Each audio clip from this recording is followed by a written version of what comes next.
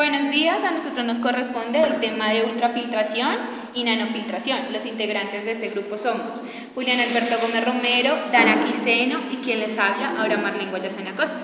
Bueno, el tema de ultrafiltración es un tipo de técnica de filtración.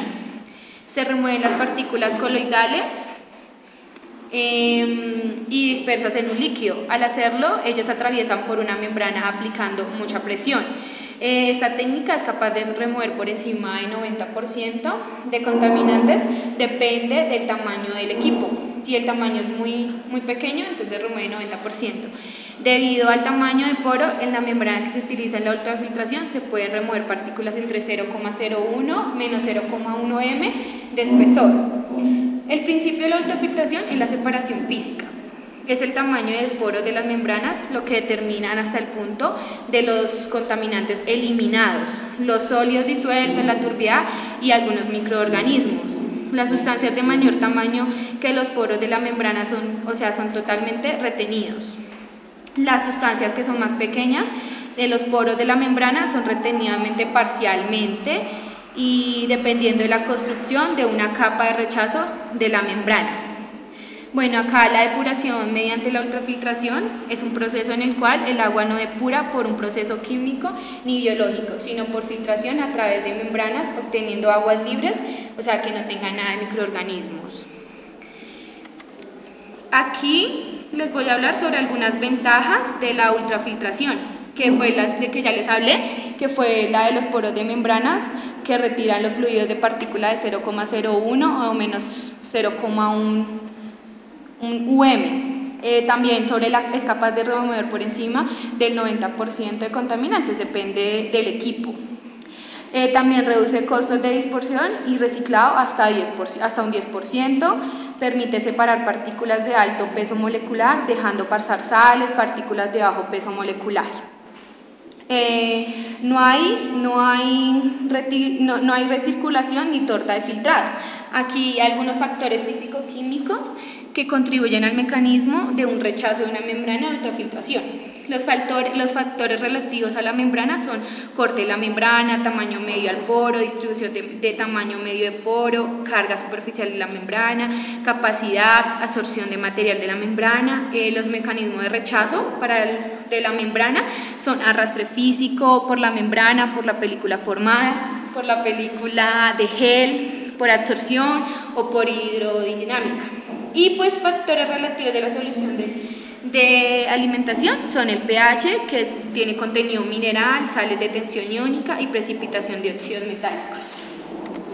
Los tipos de ultrafiltración, tenemos la microfiltración, que las dimensiones de las partículas tienen que ser de 10 a la menos 5, en estos hallamos los coloides, las células. La ultrafiltración, que las dimensiones de las partículas tienen que ser de 10 a la menos 7, aquí encontramos macromoléculas y virus. Y la ósmosis inversa, que las dimensiones de las partículas tienen que ser de 10 a la menos 9, y aquí encontramos las sales minerales. En la ultrafiltración, aquí podemos observar el agua, el azúcar y las proteínas. El equipo UFTC, que es el equipo de ultrafiltración tangencial cermática, se compone de estos dos depósitos. El retenido se traslada al bombeo, aquí hacemos una especie como de filtración, después pasamos al filtrado como tal, y la limpieza del filtro como tal se hace en una limpieza contracorriente. O sea, en una contracorriente es una corriente inversa a la corriente normal.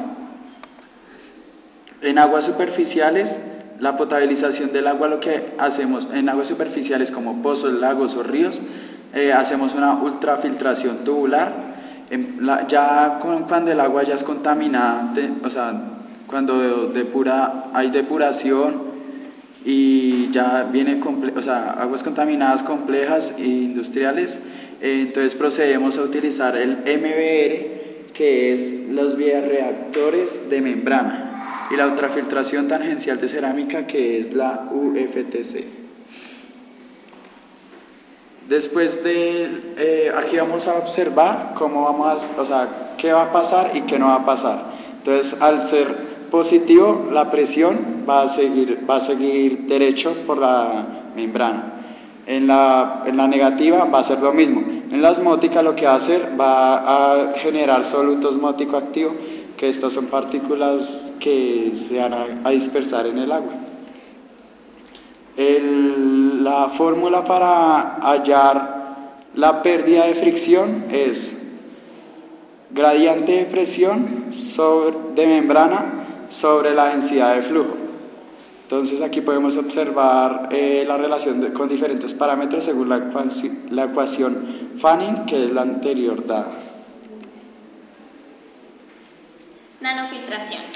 La nanofiltración es el proceso mediante el cual se hace pasar un fluido a través de una membrana semipermeable a una determinada presión.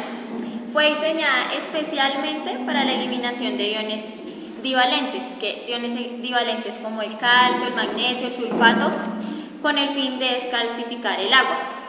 Hay dos corrientes de fluido, una es el permeado y la otra es el concentrado. Entonces el permeado es el que ha pasado a través de la membrana, pero se le ha retirado los componentes, cuyo peso molecular es mayor que el tamaño de la membrana. Y el concentrado es el fluido que no ha atravesado la membrana y que tiene concentraciones del componente. La técnica es aplicada para la purificación del agua y el agua potable a través de nanofiltros. Los nanofiltros eliminan los peligros contaminantes químicos, no disminuyen el caudal del agua disponible y no tienen necesidad de energía para el funcionamiento de estos nanofiltros. Para la planta de nanofiltración, en esta planta tiene 9.120 membranas en 1.500 tubos de presión repartidos en 8 trenes. Entonces tiene una conversión alcanzada del 85%. Tiene una eficiencia en la reducción de carbono orgánico en un promedio de 95,5%.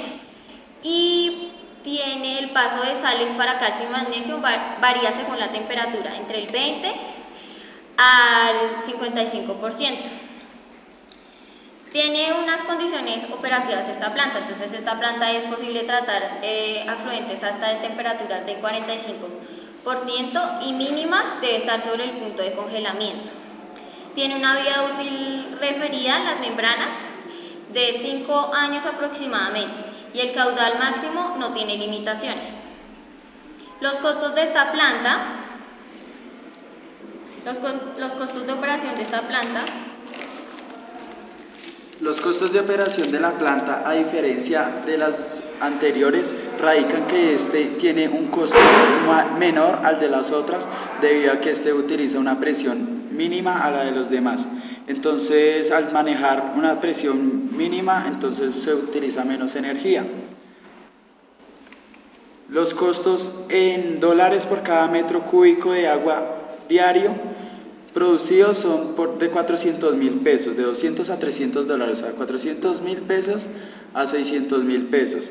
Y la inversión en dólares con caudal de tratamiento para 17 litros por segundo, para un caudal de 17 litros por segundo, es de 3.800 millones de pesos, lo cual en dólares sería 1.900.000 dólares. Que este es el costo de tratamiento de 17 litros por segundo. En la nanofiltración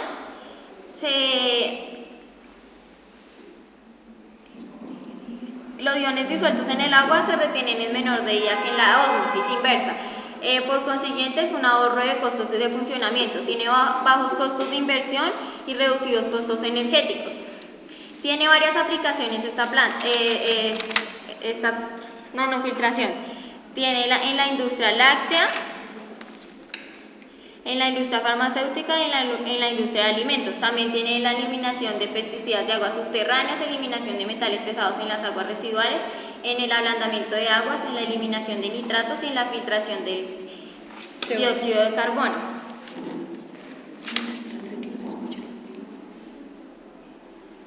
Durante la última década de la utilización de membranas de nanofiltración, se utilizan en aplicaciones también como de color, causados por húmicos y flúoricos en aguas superficiales y subterráneas y la eliminación de microorganismos orgánicos. Muchas gracias.